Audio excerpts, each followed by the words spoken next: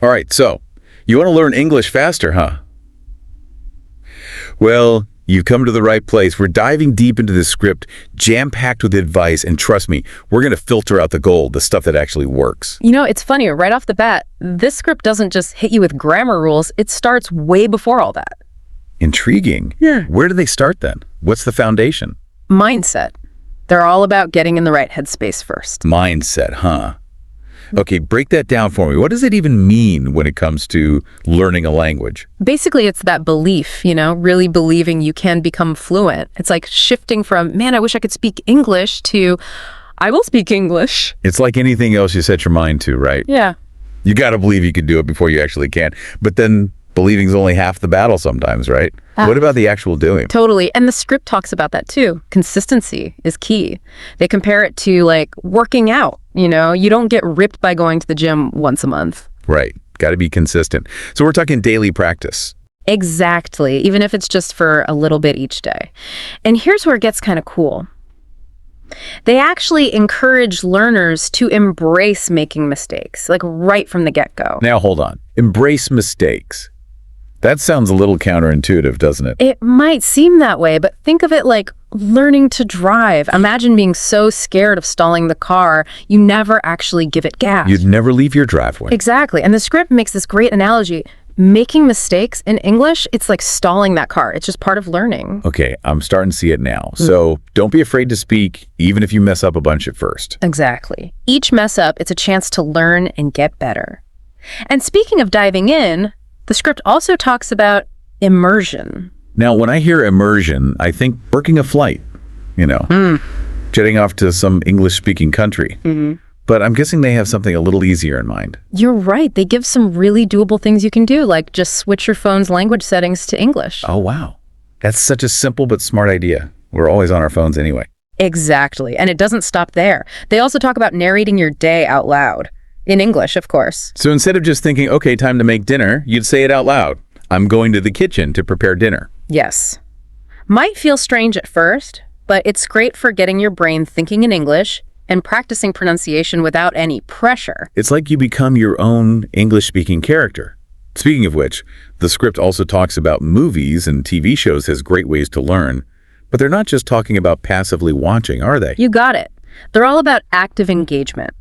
Use subtitles, pause, rewind, even try to copy how the actors say things. And the cool thing is, there's so much to choose from.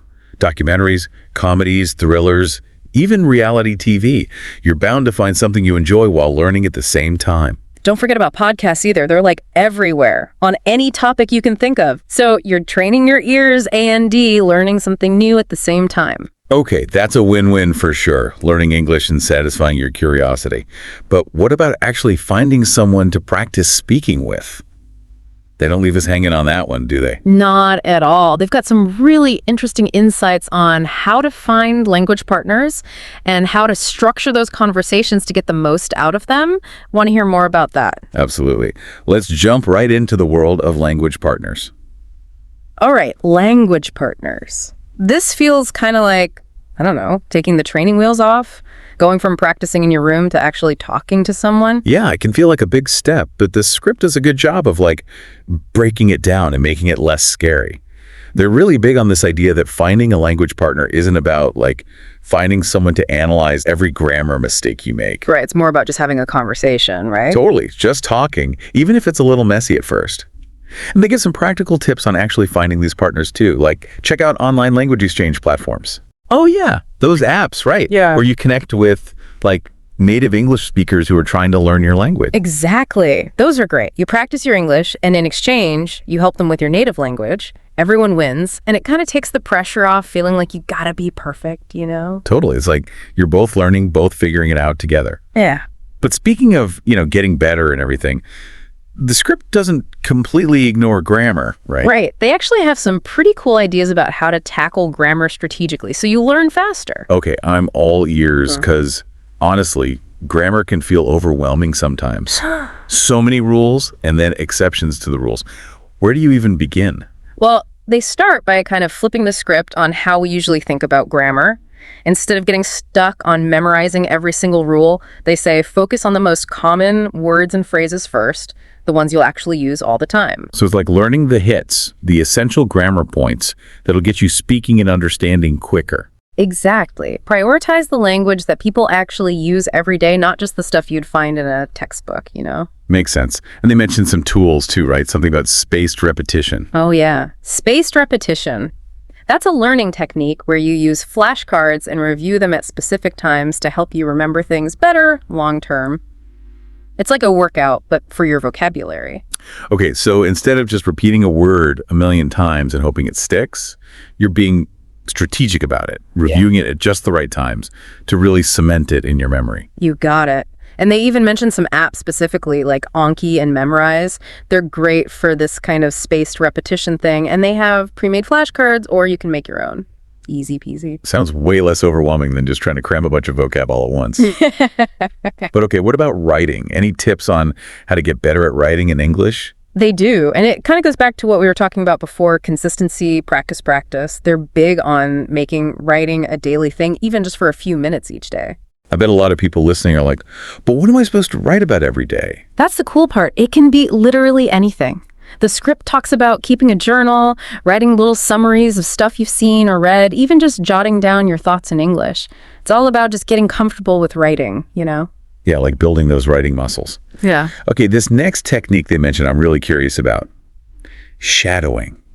What in the world is shadowing, and how does it help you learn a language? Shadowing. It does sound kind of mysterious, doesn't it?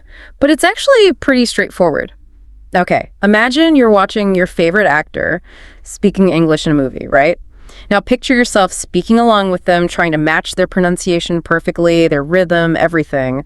That's shadowing. So you're like a shadow, sticking with them, copying everything they say? Yeah, exactly. And it might sound a little weird at first, but it's super helpful for a few reasons. Like what? Tell me more. Well, for one thing, when you're shadowing, you have to really pay attention to how those sounds are made, the tiny details you might not notice otherwise. It's not just about individual sounds, though. It's also about the music of the language. You know, how words are stressed, the pauses between phrases, the intonation. It's like you're training your mouth to move the way a native speaker's mouth moves, getting all those subtle things right. Exactly. And because you're constantly speaking, you're naturally becoming more fluent and building confidence at the same time. It's like active listening, or maybe active speaking is a better way to put it.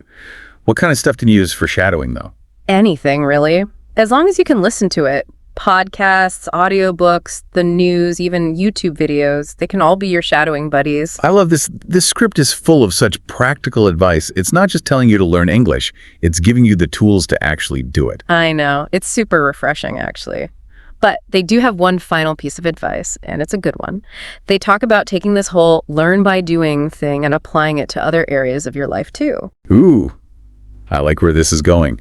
Tell me more about this final takeaway. Okay, so this last bit of advice, it's about more than just English then. Lay it on me. It's pretty simple, actually, Yeah. but super powerful. They basically remind us that all this stuff, diving in, not being afraid to mess up, practicing all the time, it's not just for learning English. It works for anything you want to get better at. Oh, I like that. It's like learning English becomes this, training ground for personal growth in general. Exactly. Think about it. That fear of making mistakes that messes with us in English, that might be the same fear that's stopping us from trying a new hobby or going for that promotion. It's true. So if we can get over that fear in one area, it can help us be braver in other areas too. Cool. Exactly. This script, it really highlights how learning, it's not just about memorizing facts or whatever. It's about being curious, being okay with failing sometimes, being open to new experiences. I love that. This deep dive has been amazing. We've covered so much. Practical tips, inspiring messages, all of it. And the way it all connects, right? It shows how learning English, it's not just about the grammar rules. It's about connecting with people, new cultures, new experiences. It's about the journey. So for anyone listening who's feeling pumped to take their English further, what's the most important thing to remember? Honestly, just start. Don't wait for the perfect time or let that fear hold you back. Dive in, be consistent, make those mistakes, and have fun. Perfectly said. Yeah. This has been fantastic. We've learned so much about learning English faster, and even more importantly, how to become better learners in every aspect of life. I've loved chatting about this with you. And to everyone listening, we hope you've gotten as much out of this deep dive as we have. And remember, The power to unlock your fluency, it's all yours. Go make it happen.